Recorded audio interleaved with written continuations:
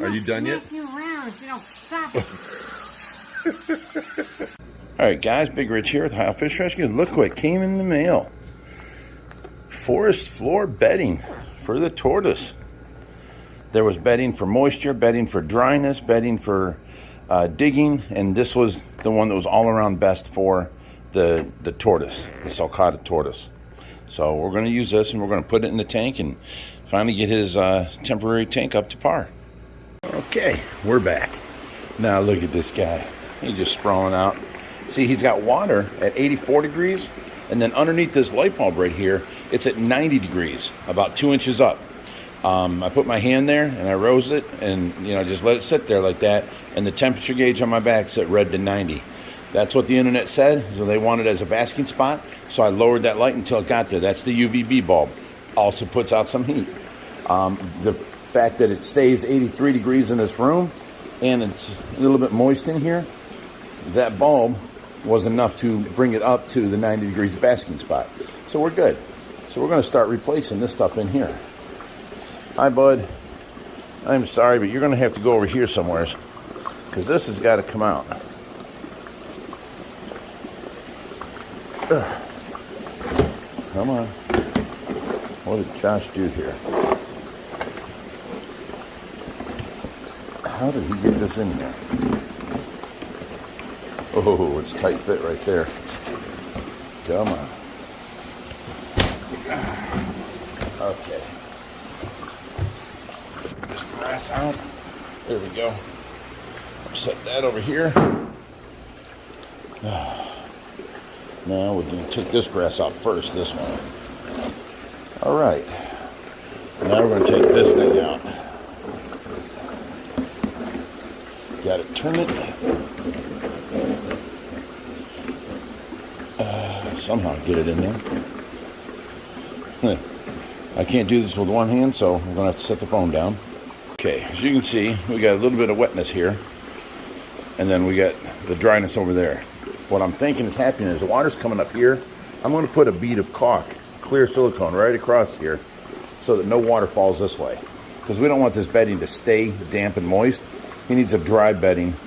So I'm going to go ahead and pour one of these bags in, and let's see how that turns out. I think he's checking out what I'm doing over here. What you doing to my cage? What are you doing over here? Is there food? Is that food you're bringing in? Is that what that is? He's wanting to know. Trying to dry up all the wetness here. Okay. Now, let's go ahead and dump this out.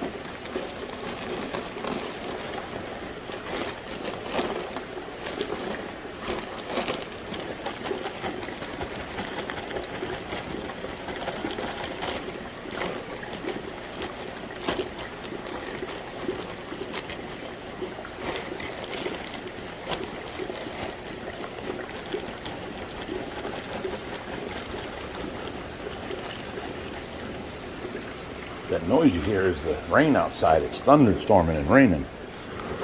Pretty hard, I might even add. Okay, let me get this next bag.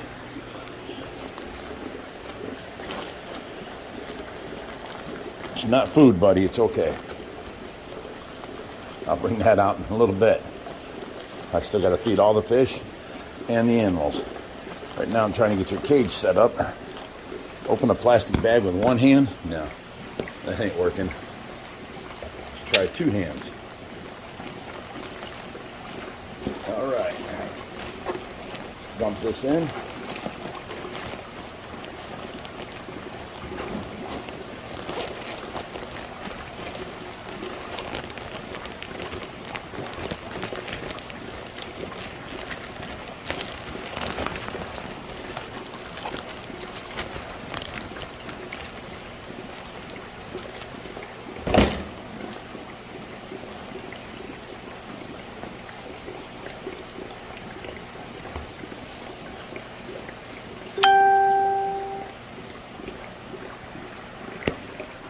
Okay, there he goes. And then here's his bedding. Now, all I got to do is get some sort of log that he can get under for the corner over there. And give him a home. Oh, look, he's coming right onto it.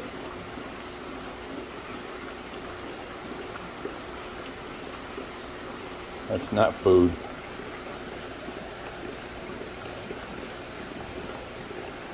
No, look at you trying to eat it.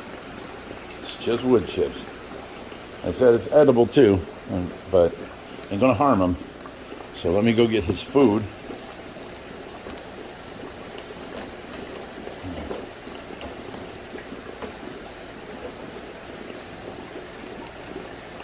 Okay, now let's read this bag and see what it says. Oh! Instructions, open bag and pour contents in the terrarium. Should be 2 to 3 inches deep. Helpful suggestions. Reptile water dish, I don't need that. Nest floor bedding periodically. Live plants. Yes, the UVB is there. And then we have the reptile rock for the food. Right now I'm just going to give him a couple turtle pellets to see if he can go after these. This is a new thing here. So let me open this back up. Alright. Let's see if he eats this.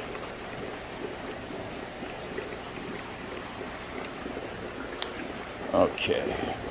Now that's without me going and getting greens or nothing. These are just like a backup in case we don't have no veggies or greens or anything for him. We have the sticks. No, he's wanting to eat the bedding.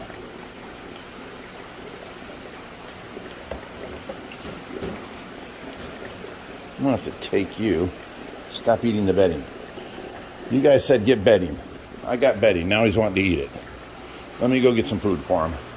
Okay, we're back. Now, I just went out in the rain. Look at all this I gotta clean up. To get him these greens and dandelions. There you go. That stuff you love. Alright, I'm gonna close this cage one more time. Now I can go look for a enclosure for you, a cave. Go ahead and eat your greens, buddy.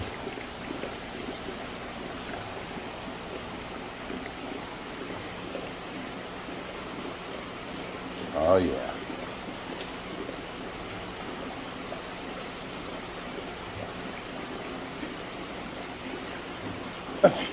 He'd rather eat the wood. This is 100% cypress mulch. That's your dandelions. You love that. Why are you not eating the dandelions?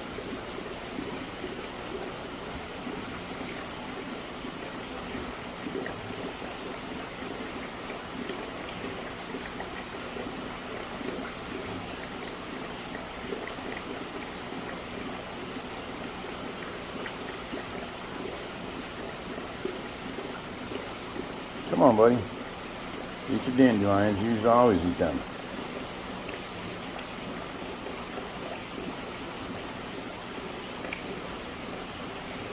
There you go. Good boy.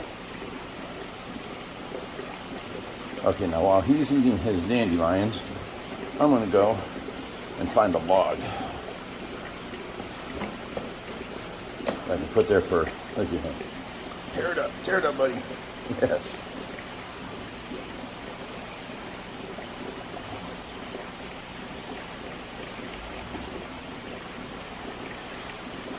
Okay, now let's go look for the log. We had a wood log in with the last turtle that was there. I don't know where it went. Might be up in that box right there at the other pieces of wood. I don't see it though. I'm using the phone to see up in there.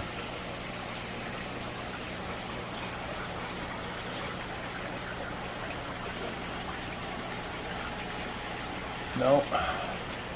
This is way over my head. I'm down here. That's at my eye level. I was just looking inside that tub up there for that piece of log.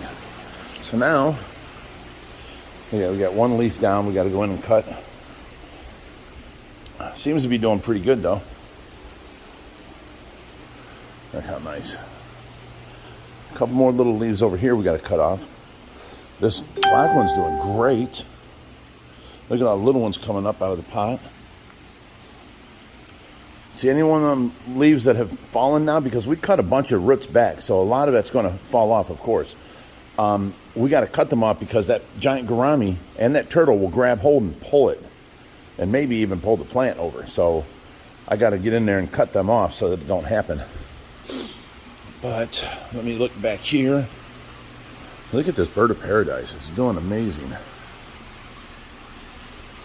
Now this plant here, Dawn says it's doing its thing, but it looks like it's dying off. I mean, it's grown a foot since it's been here. It's way up there, about 8 foot tall.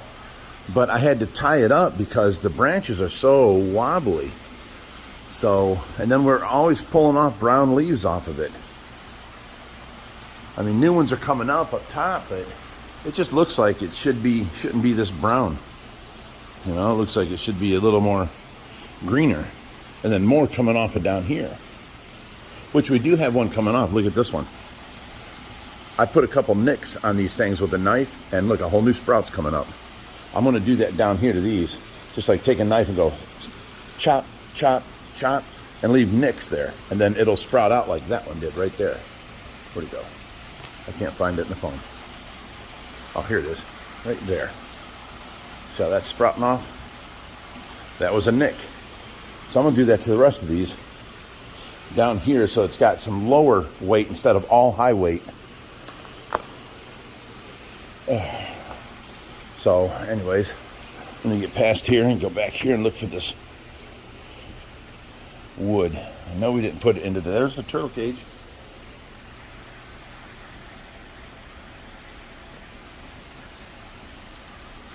Okay, look at this stuff back here. There's stuff packed in here so tight.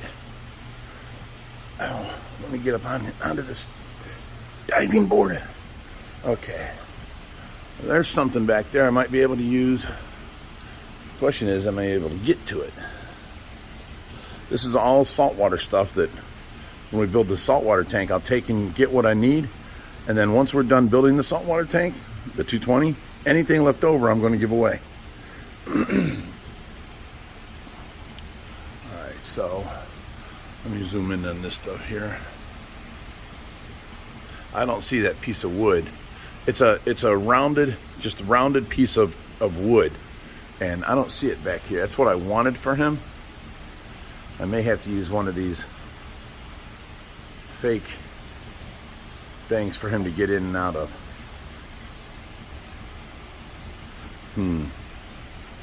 Okay, we're back.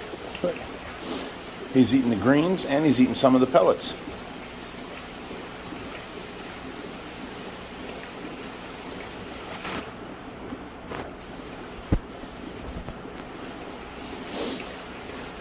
I'm happy to see that. Okay, now, this is the log that I found. I'm going to try and put it in there and see if he can get in and out of it.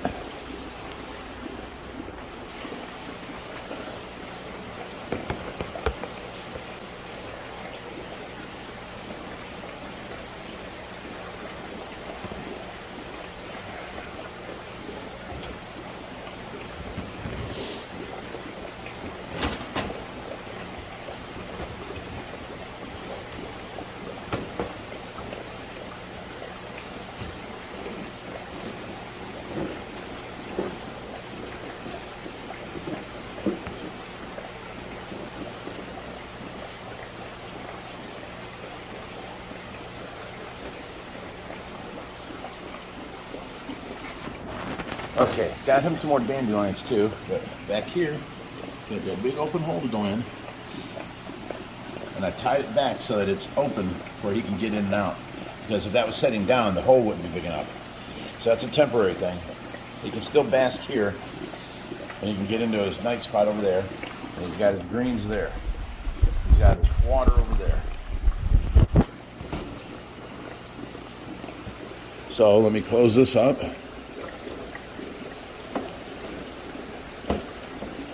Okay, there we go. And that is his enclosure now.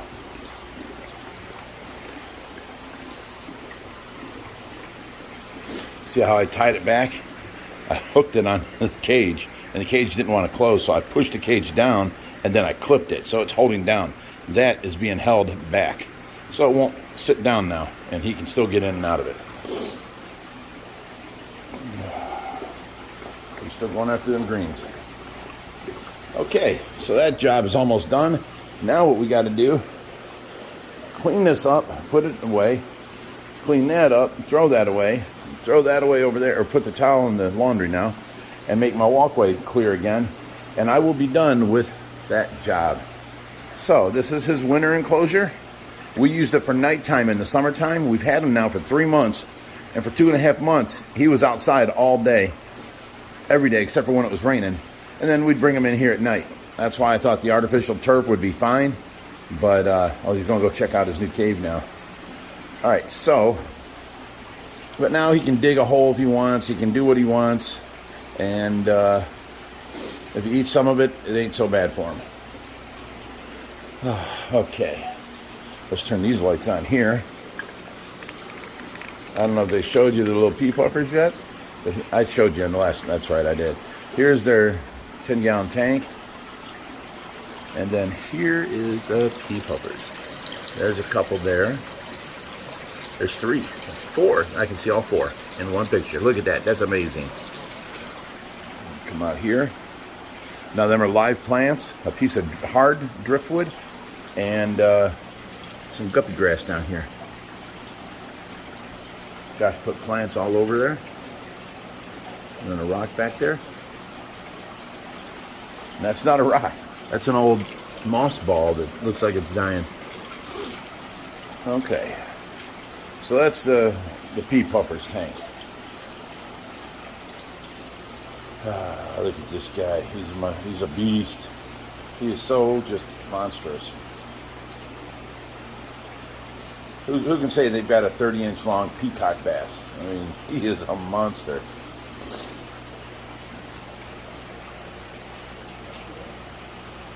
They don't look that big until you get my feet down here.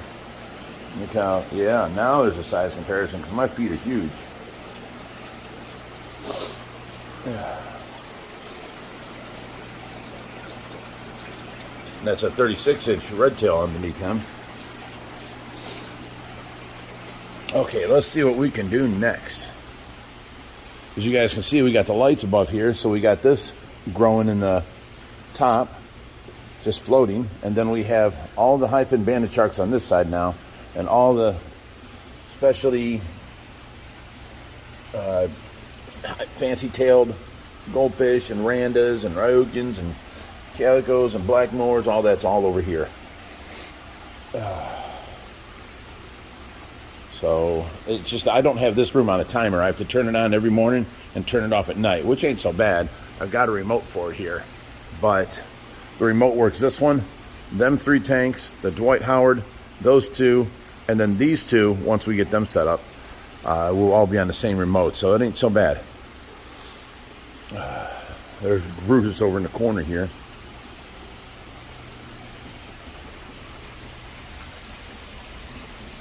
Hey, buddy.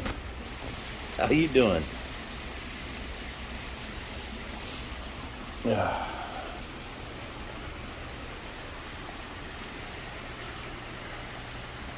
Okay, guys. I've always preached to you guys to, you know, look up your fish, figure them out, do your due diligence on the internet, that kind of stuff.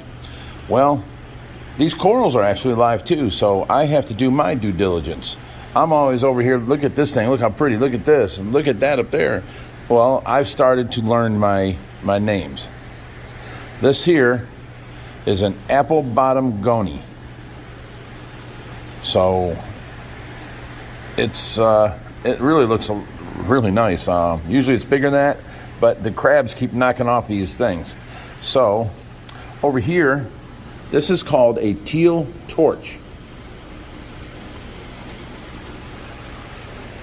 Let me see if I can get to this one back here. Now this thing right here, if I can get to it right there. Now I just picked it up off the ground and put it back, but that is called a double fathead Duncan. So I can get a better picture from on top. There it is. A double fathead Duncan. Now that usually sprays out. It's real wide, about 2 inches around each one of those. They're big round things. Looks gorgeous and flows in the wind like an anemone. And this guy right here, pretty sure, I mean, I've looked everywhere, and what I found it to be is a Montiporus digitatus. What weird names, but I will look further into that one. Still have to name this one, this guy here, this, oh, this green carpet stuff down here. Let me zoom away from that. That's on a rock. See, right here is one that ain't open as far. It's just on rock, and it spreads real easy, I was told. So we've got this piece, which is a piece of dead coral back there, next to it, so maybe it can grow onto that too. Then we've got it here, and we've got it here. So I need to find out what that name is. There's also this right here. Oh, we can't see. That green thing right there. I know it's hard to tell. But see, now we've got this stuff growing on the rocks everywhere. Let me show you another spot of it back here. It's all the way across the tank on there. Let me zoom in on it. There. Hard to see it.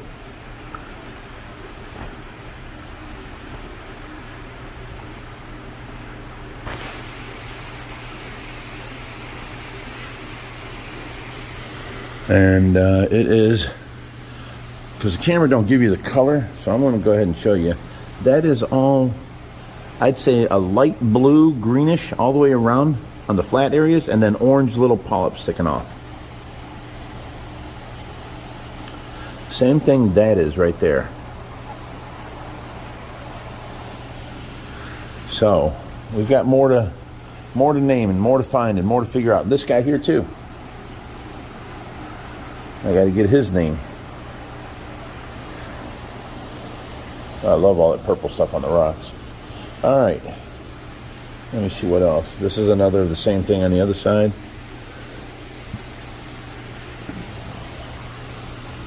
So if you know any of those names, I'll go ahead and I'd appreciate it, and I'll look them up.